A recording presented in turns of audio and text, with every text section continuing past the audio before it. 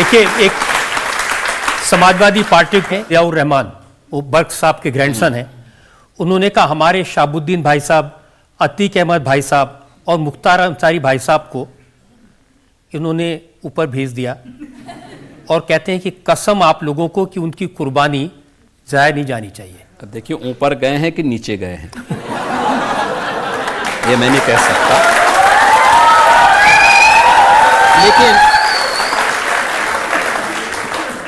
लेकिन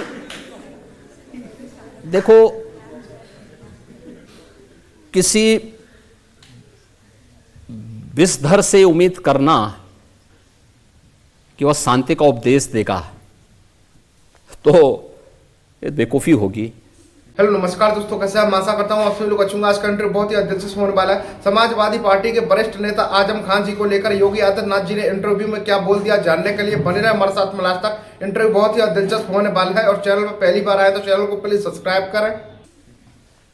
इसका खानदानी उपदेश है, वो अपने खानदानी उपदेश को और अपने खानदानी विरासत को आगे बढ़ा रहे हैं। सबसे ज्यादा शिकायत आजम खान साहब करते हैं। आजम खान कहते हैं कि उनकी यूनिवर्सिटीज पर, उनकी प्रॉपर्टीज पर बुलडोजर चला दिया योगी जी ने, मौका भी नहीं दिया सामान हटाने का। देखिए, ये उस महाभारत परिवार के ही काका श्री ये भी हैं। जब द्रौपदी का चीरहरण हो रहा था तो ये भी सब मौन बने हुए थे, बल्कि उसमें लिप्त थे दुर्योधन और दुशासन के साथ में। तो जैसी करनी वैसी भरनी, जैसा किया है वैसा उन्होंने, आज उसका परिणाम भी उनको भुगतना पड़ रहा है। आजम खां हो या ये जितने अन्य माफिया हों, इन्होंने उत्तर प्रदेश के विकास को बाधित किया है। और आज उत्तर प्रदेश के अंदर कानून का राज है। इस कानून के राज में सामान्य नागरिक, वह नौजवान हो, महिलाएं हो, किसान हो, व्यापारी हो, उद्यमी हो, इन सब को एक भयमुक्त वातावरण मिला है। यह भयमुक्त वातावरण उत्तर प्रदेश में निवेश भी किया है। उत्तर प्रदेश जैसे राज्य में 40 लाख करोड़ रुपए से अधिक के निवेश के प्रस्ताव आए। केंद्र और राज्य में एक समान विचारधारा की, एक समान पार्टी की सरकार है और विकास, गरीब कल्याण इनका संकल्प है। देश के प्रति इन सब की पूरी प्रतिबद्धता है, इसलिए सब कार्य हो पा रहे हैं। लेकिन आपके जो बुलडोजर है उसकी गूंज तो मैंने देखा कि कोलकाता तक सुनाई दी। वहां हाईकोर्ट के जज ने कोलकाता के मेयर से कहा कि अगर तुमसे नहीं होता है तो योगी जी से थोड़े दिन के बुलडोजर उधार ले लो। देखिए, उत्तर प्रदेश का ये जो बुलडोजर है यह न्याय नहीं करता।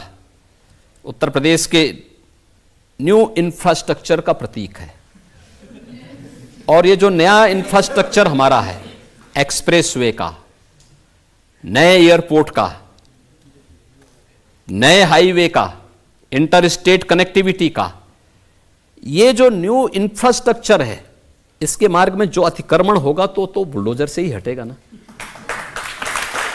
ये माफिया और इन लोगों के द्वारा जो भी अतिक्रमण किया गया था, उस अतिक्रमण को बहुत शीघ्रता के साथ वो हटाता है। और हटाता है तो इनको पीड़ा होती है और उनके आकाओं को उससे ज्यादा पीड़ा होती है। एक पीड़ा उत्तर प्रदेश के कुछ वकीलों को भी है। वकील कह रहे हैं कि यहां लॉ एंड ऑर्डर सुधर गया, माफिया खत्म हो गया, उसकी वजह से उनके पास केसेस आने बंद हो गए। तो उन्होंने कहा कि ये एक वीडियो देखा मैंने, वो कह रहे हैं योगी जी थोड़ा सा क्राइम तो चलने दीजिए, थोड़ी हमारी भी इनकम हो जाए। देखिए, अधिवक्ता समाज देश का नेतृत्व वर्ग है और उनके पास कार्य के लिए बहुत सारा समय है। वकालत के साथ साथ अभी तो उनके पास अगर कार्य करेंगे तो जो पेंडेंसी है न्यायालय की, न्यायपालिका की, इसको आगे बढ़ाएंगे तो अगले 10 वर्ष के लिए कार्य होगा। 10 वर्ष के बाद तब तक इतना समाज सेवा का काम करें कि पॉलिटिक्स में भी वह पीढ़ी फिर से आए जैसे देश की आज़ादी के दौरान देश के अधिवक्ताओं ने लीड लिया था। और मुझे लगता है कि वह सामर्थ्य हमारे अधिवक्ता समुदाय के पास है। और वो कर सकता है। जी। एक सवाल और ले सकते हैं हम ब्रेक से पहले? हाँ, पहले के उत्तर प्रदेश में और योगी जी के उत्तर प्रदेश में क्या अंतर है?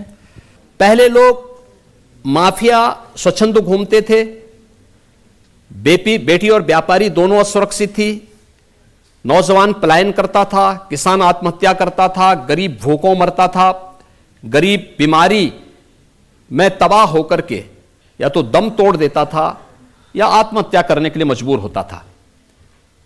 आज ये नए भारत का नया उत्तर प्रदेश है। नए उत्तर प्रदेश में बेटी और व्यापारी को सुरक्षा की चिंता नहीं करनी है। अपराधी गले में तख्ती लटका कर कहता, साहब एक बार जान बख्श दो, बस हम थैली लगा करके पेट भर लेंगे। ये परिवर्तन हुआ है। नए उत्तर प्रदेश में जो बड़े बड़े माफिया थे, जो पहले सत्ता का संचालन करते थे, जिनके सामने मुख्यमंत्री खड़ा हो जाता था, जिनको मुख्यमंत्री अपने सरकारी आवास में बुलाकर के महिमामंडन करता था, आज वही माफिया जब पुलिस का सामना होता है, जिसके पहले पीछे पीछे पुलिस दौड़ करके उसको सैल्यूट करती थी, जिसकी भैंस को ढूंढने के लिए पुलिस की कई टीमें लगती थी, आज जब पुलिस का सामना उससे होता है तो उसकी पैंटें गीली हो जाती हैं और वे लोग कांपते हुए दिखाई देते हैं, जान की भीख मांगते हैं, कहते हैं साहब बस हमें यूपी से बाहर कर दो, हम लोग दूसरे राज्यों में रह जाएंगे। कांग्रेस ने तो किया था ना ये सब काम, और समाजवादी पार्टी भी यही करती रही। तो एक भयमुक्त वातावरण दिया है, विकास के साथ यूपी को जोड़ा गया है, बिना भेदभाव के शासन की योजनाओं को लागू किया गया है, पर्व और त्योहार शांतिपूर्ण तरीके से यूपी के अंदर हो रहे हैं। मैं आशा करता हूं आपको इंटरव्यू पसंद आया होगा। ऐसे इंटरेस्टिंग और धमाकेदार इंटरव्यू और डिबेट शो देखने के लिए हमारे चैनल को सब्सक्राइब करें, वीडियो को शेयर करें। मिलते हैं ऐसे एक और धमाकेदार इंटरव्यू के साथ में।